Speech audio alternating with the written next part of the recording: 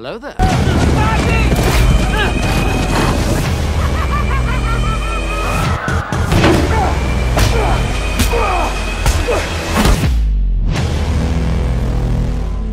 J'ai vu tant de choses que vous, humains, ne pourriez pas croire.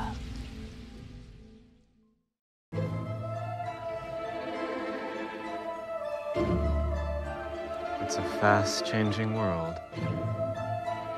And I am now the conductor of the city's finest orchestra. No longer the self-deprecating accompanist from such a short while ago. Anne would be proud of me. I do have my suspicions, though, about why she isn't alive.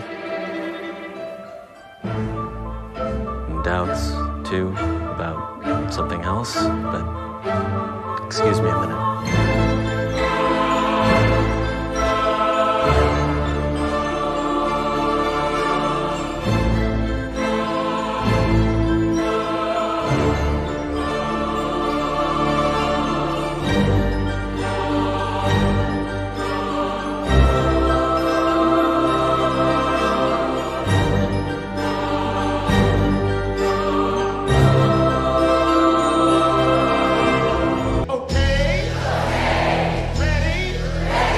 Adam Driver est un acteur américain né le 19 novembre 1983 à San Diego, en Californie. Il est le fils de Nancy Wright, originaire de l'Indiana, et de Joe Driver, pasteur baptiste originaire de l'Arkansas. C'est son beau-père Rodney Wright qui l'a élevé et lui est un pasteur baptiste. Étant donné qu'il ne s'est rien passé de vraiment très intéressant dans la jeunesse de Adam Driver, rentrons directement dans le vif du sujet.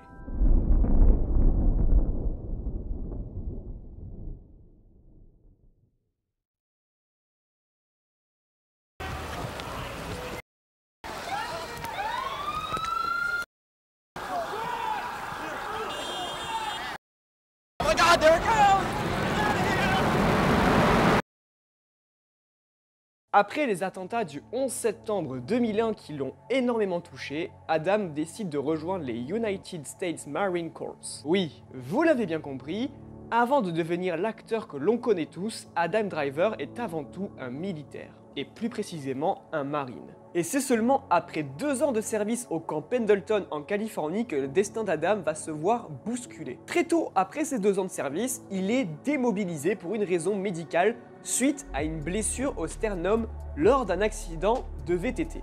Et ça, 3 mois avant que son unité ne parte en Irak. Du coup, il décide de se reconvertir ailleurs et rejoint alors l'université d'Indianapolis pour 1 an, puis il finira par partir étudier le théâtre à Juilliard School entre 2005 et 2009. Il débarque ensuite à New York où il va enchaîner les castings. Il apparaît notamment dans un épisode des séries policières The Unsocial New York Police Judiciaire, et notamment une apparition pour un épisode de New York, Unité spéciale. Il évoluera ensuite dans 2 productions d'HBO, d'abord dans le pilote de la série The Wonderful Maladies, et ensuite pour le téléfilm La Vérité sur Jack avec notamment l'immense Al Pacino. Et ce n'est qu'en 2011 qu'Adam apparaîtra pour la première fois sur grand écran. Il apparaît dans le film J. Edgar réalisé par Clint Eastwood, et ça, aux côtés du grandiose Leonardo DiCaprio.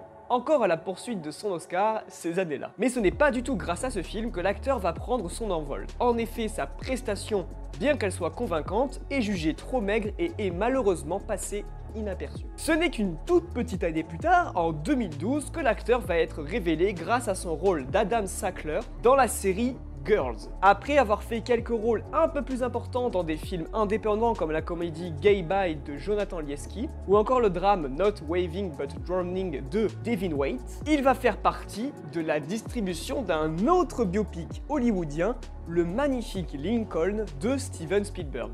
Après, il va jouer dans le film Frances A de Noah Baumbach. En 2013, il va faire face à Mia Wasikowska pour le biopic australo-américain Tracks de John Curran. Il incarnera également un personnage secondaire dans Inside Llewyn Davis de Joel et Ethan Coen.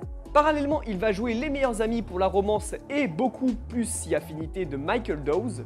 Et pour finir, dans le drame suédois Bluebird, écrit et réalisé par Lance Edmonds. Tout ça dans l'année 2013. En 2014, c'est là qu'est le grand changement. Alors que la saison 3 de Girls est en cours de diffusion, il passe enfin au premier rôle au cinéma. D'abord en tenant le premier rôle masculin du thriller indépendant Hungry Hearts, écrit et réalisé par Saverio Costanzo, puis il va retrouver Noah Baumbach qui réalise son premier film hollywoodien Why We're Young, et Adam Driver y fait face à Ben Stiller et Naomi Watts. Enfin, cette même année de 2014, il fait partie de la distribution principale de la comédie dramatique C'est ici qu'on se quitte, pour laquelle le réalisateur Sean Levy réunit plusieurs révélations télévisuelles récentes dont notamment Jason Bateman, Tina Fey, Rose Byrne, Connie Brighton ou encore Timothy Olyphant. Cette même année 2014, il obtient son premier prix qui est la Coupe Volpi du meilleur acteur à la Mostra de Venise. Comme vous avez pu le constater, Adam Driver commence à enchaîner les films et ce n'est qu'en 2015 qu'il va se faire connaître par le plus grand public, et j'entends par là un public plus cinéma de divertissement. Il tourne pour la toute première fois dans un blockbuster hollywoodien.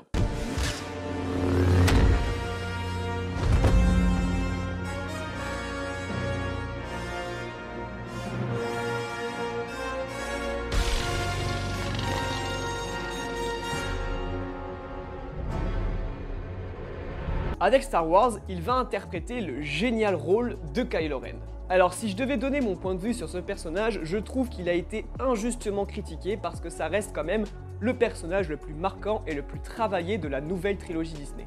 Mais ne nous égarons pas. Après et même pendant ses tournages de Star Wars, il va quand même tenir des rôles beaucoup plus intimistes comme dans le soporifique Silence de Martin Scorsese, aux côtés d'Andrew Garfield et de Liam Neeson, ou encore un peu plus tard dans le génialissime Black Klansman de Spike Lee avec également John David Washington, ou encore dans le formidable Marriage Story de Noah Baumbach où il brille en duo avec Scarlett Johansson. Fuck it! There's so much I didn't do! Oh, thanks for that. You're welcome! I can't believe I have to know you forever! Oh, you're fucking insane! And you're fucking winning! Mais on y reviendra un peu plus tard dans la vidéo. Parallèlement à Star Wars, comme je l'ai dit, il va donc s'investir dans des projets beaucoup plus intimistes sous la direction de cinéastes réputés, comme par exemple Martin Scorsese, ou encore Jeff Nichols dans son film Midnight Special, ou même dans la romance magnifique Patterson de Jim Jarmusch, où d'ailleurs il y joue un chauffeur de bus, également poète amateur. Et c'est un film que je vous conseille absolument. Fin d'année 2016, il boucle le tournage de la 6e et dernière saison de Girls diffusée début 2017. Il finit également de tourner ses scènes du polar Logan Lucky qui marque le retour de Steven Soderbergh au cinéma. Et quel film! D'ailleurs, petite parenthèse, mais si vous voulez voir Daniel Craig qui sort un peu des standards James Bond, foncez. Donne-moi mon bras, s'il te plaît. C'est celui-là? Nous arrivons à l'année 2018 et comme dit précédemment, il interprète l'un des rôles principaux du film Black Klansman réalisé par Spike Lee. Il y joue le personnage de Philip Zimmerman, un policier d'origine juive qui va infiltrer le Ku Klux Klan. Ce rôle absolument génial dans ce film absolument génial lui vaut sa première nomination aux Oscars et aux Golden Globes. Pas de statuette malheureusement ni pour l'un ni pour l'autre, même si ça n'aurait pas été du vol, et loin de là. En 2019, il est en tête d'affiche de Marriage Story avec Scarlett Johansson.